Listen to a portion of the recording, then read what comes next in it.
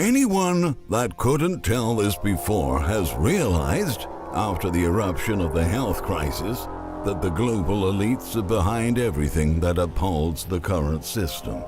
They influence every major decision in our society. They have control of every mainstream media narrative. They can decide the fate of every new crisis.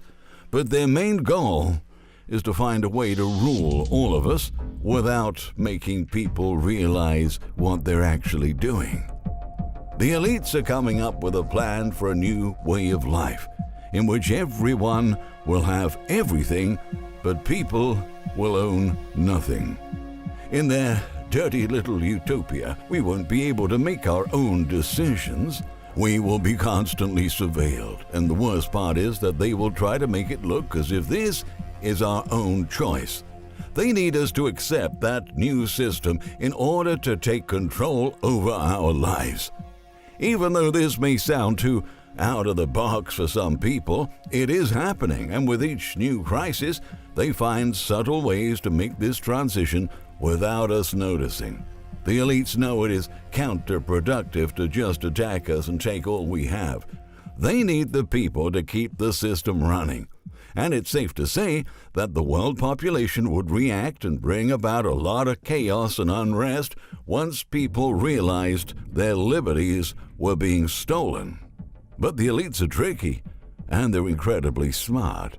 To overcome that obstacle, they actually don't have to do much. They don't even need to take anything from us to implement their goals.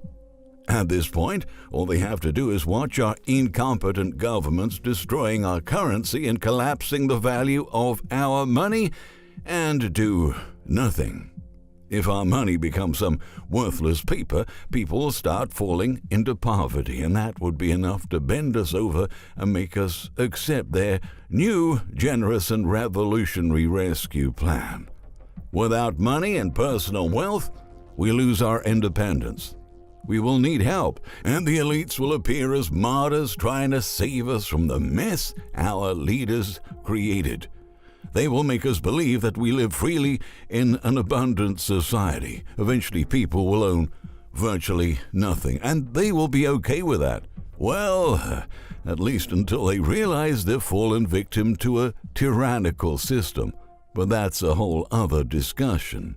For now, we will focus on the tools the elites currently use to achieve their utopia. And if you think inflation talk is boring, just wait until you see how higher prices and a debased currency will become the gateway for an authoritarian system.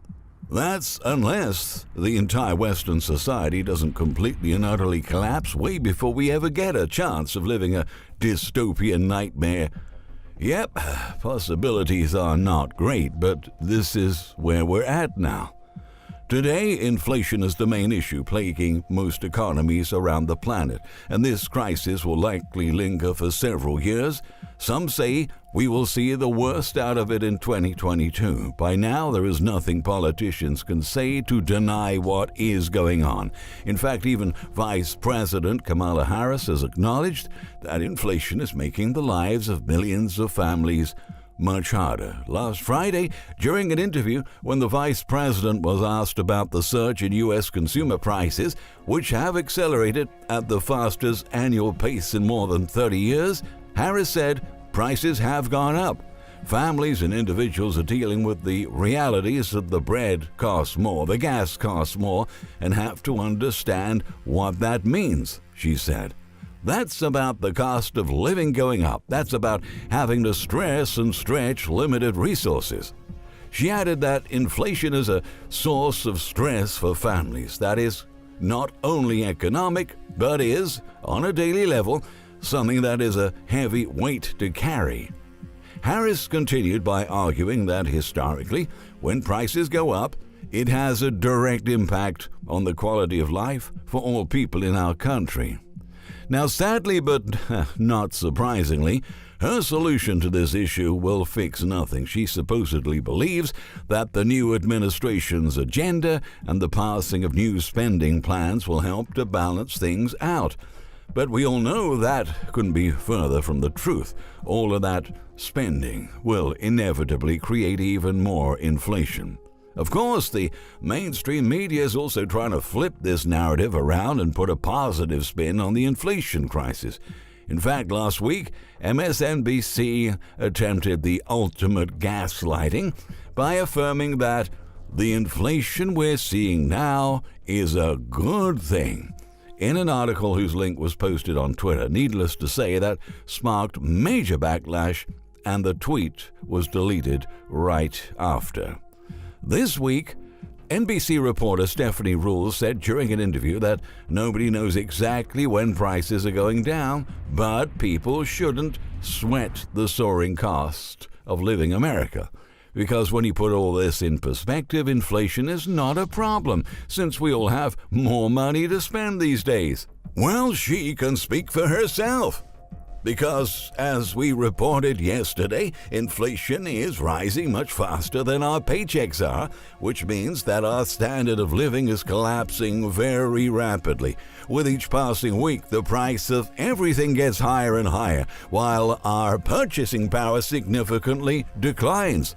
Consumers are getting increasingly frustrated with this situation. That's why the University of Michigan Consumer Sentiment Index just hit the lowest level in nearly a decade.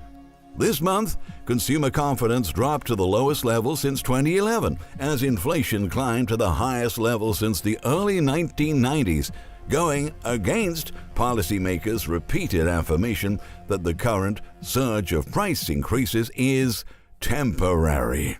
The index tumbled to 66.8 for November, well below the Dow Jones estimate of 72.5. In October, the reading was 71.7, meaning that November level represented a 6.8% collapse. Now, if you're among those who are losing confidence in the economy, just wait a couple more months, and you'll see that things will be far worse. Even Fed Chair Neel Kashkari is publicly admitting that inflation will continue to soar in the coming months. Last Sunday, during an appearance on CBS's Face the Nation, he said that the U.S. will likely see higher readings before numbers taper off.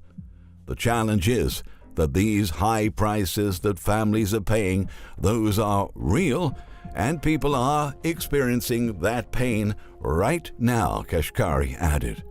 The truth is that the Federal Reserve has lost control over its own policies, and 2022 will be a very chaotic year from an economic standpoint.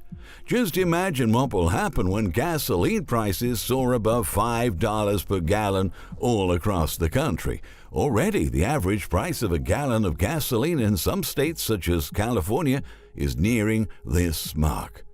Over the weekend, gas prices hit an average of $4.676 in California, beating its previous record average price of $4.671 for regular gasoline set in October 2012, according to AAA. In some areas, including Northern California's Humboldt County, prices are pushing $5. On Monday, the average price was $4.97, and across the Bay Area, gasoline prices surged to more than $4.85. Industry specialists say that this upward trend will persist well into 2022. And that's really bad news, given that pretty much everything we buy has to be transported, and increased transportation costs are translated into higher inflation. Unfortunately, those at the bottom of the economic food chain will suffer the most. With food prices jumping to record levels, food banks are receiving considerably fewer donations, and many of them are already reportedly struggling to purchase enough food because price hikes have been sharper than expected. According to Katie Fitzgerald, the COO of Feeding America, a nonprofit organization that operates more than 200 food banks across the country, her network of food banks is already stretched thin due to the unprecedented demand spurred by the health crisis-induced downturn in the economy last year. She warned that it has become more difficult for the organization to absorb food inflation, resulting in fewer families being fed this holiday season. Fitzgerald highlighted that soaring food inflation is an insult to injury for families who depend on food banks, and a lot of people are just saying they can't afford food, added Jason Bautista, the charity's event manager. The reality in which millions of working poor Americans live is getting even harder. Inflation is crushing their budgets as they can barely afford to survive. To make things worse, food prices are expected to get even more expensive as the cost of equipment for food production faces a meteoric rise. According to one index, the price of used farm equipment soared by 22% during the first 9 months of 2021, and it's poised to make its biggest gains yet in the fourth quarter. U.S. farmers argue that the current market has ingredients fueling inflation in industries like cars and TVs, soaring demand from cash-flush buyers, the semiconductor shortage, congested ports and rails, with the added irritant of the labor stoppage at the world's largest farm machine maker. Many problems are converging and simultaneously aggravating right now. That's why so many people use the term perfect storm to describe the current state of affairs. Those who are still waiting for things to get back to normal are going to be bitterly disappointed. As the economic analyst M.N. Gordon has recently noted, the price inflation that's underway is not transitory at all, rather it's permanent. In fact, we believe a long-term mass repricing of materials, goods and services is now taking place. Pre-2020 prices, much like pre-1965 prices, are gone forever. Deficits of $5.9 trillion over the 24 months ending September 30th, 2021, and a Fed balance sheet expansion of nearly $5 trillion over the same period have irrevocably damaged the entire pricing structure of the financial system and the economy. Price inflation is on the move. Reality can no longer be covered up with Washington's lies. We expect this episode of inflation will be one for the history books. Indeed, it is safe to say that this crisis will mark the end of an era and the beginning of a new one. We wish we could tell you that life will get better from now on, but that's simply unrealistic. Every time a major systemic change started to happen in the world, things always ended in disaster. And it seems that now it is our turn. Thank you very much for watching. If you found this video informative, we strongly recommend you to check out 7-Year Apocalypse, the book written by the fine economist, Mr. Michael Snyder. Please keep tuned to our channel to stay updated with future videos. Here's to the next bulletin.